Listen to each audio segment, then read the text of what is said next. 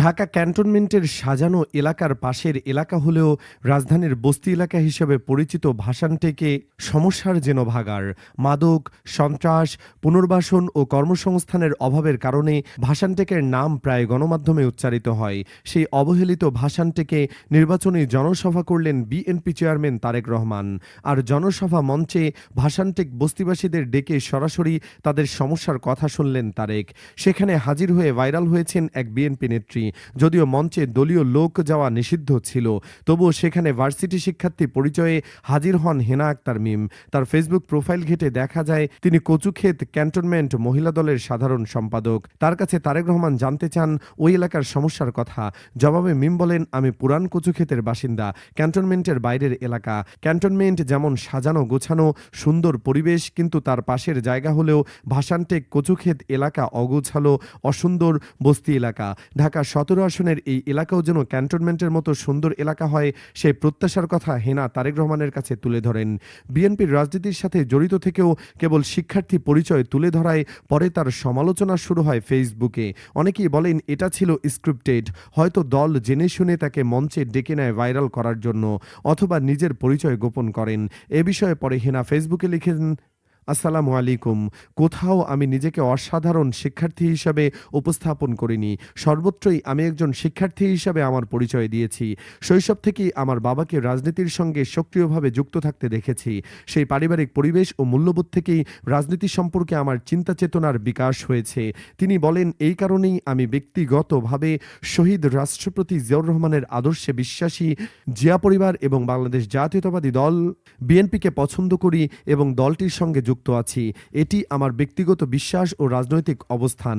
জনাব তারেক রহমানের সঙ্গে সাক্ষাৎ ও কথা বলার সুযোগ পাওয়া আমার জন্য অত্যন্ত আনন্দের এবং সম্মানের বিষয়। তিনি বলেন, সাক্ষাতের শেষ পর্যায়ে আমি আমার পরিচয় ও অবস্থান স্পষ্টভাবে তুলে ধরেছি। আমার স্থানে যে কোনো মানুষ থাকলে এমন একটি গুরুত্বপূর্ণ অনুপ্রেরণামূলক সুযোগ পেলে তিনিও সেখানে পৌঁছানোর সর্বোচ্চ চেষ্টা করতেন। এটাই স্বাভাবিক। রাজনীতিতে সমালোচনা ও নিন্দা নতুন কিছু নয়। নিন্দুকেরা নিন্দা করবে, এটাই বাস্তবতা। আমি মনে করি এসব সমালোচনার মধ্য দিয়েই একজন মানুষ ও একটি রাজনৈতিক আদর্শ আরও দৃঢ় হয়। তাই নিন্দার জন্যই রইল আপনাদের প্রতি শুভকামনা। হেনা আরও বলেন, আমি আমার বিশ্বাস, আদর্শ ও অবস্থান নিয়ে স্পষ্ট অটল। দেশ, গণতন্ত্র ও জাতীয়তাবাদী রাজনীতির প্রতি অঙ্গীকারবদ্ধ থেকেই আগামীতে পথ চলতে চাই ইনশাআল্লাহ।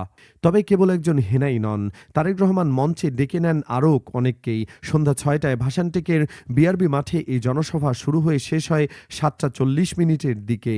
তারেক রহমান গতানুগতিক নির্বাচনী ও রাজনৈতিক বক্তব্য না দিয়ে উপস্থিত হাজার হাজার মানুষের জনতার মধ্য থেকে যে কাউকে মঞ্চে আসার আহ্বান জানান। তিনি বলেন, এই এলাকার মূল সমস্যা কি সেটা জানতে চাই, আপনারা আসুন। প্রচলিত নিয়মে বক্তব্য না দিয়ে প্রথমে তারেক রহমান ডাকেন মা বোনদের মধ্য থেকে খেটে খাওয়া শ্রমিক, বিশেষ করে কোনো গার্মেন্টস কর্মীকে। তার ডাকে সাড়া দিয়ে একে একে কয়েক মহিলা আসলেও তিনি তাদের চিনে ফেলে বলেন, আপনি তো আমাদের দল করেন, আপনাকে দিয়ে হবে না।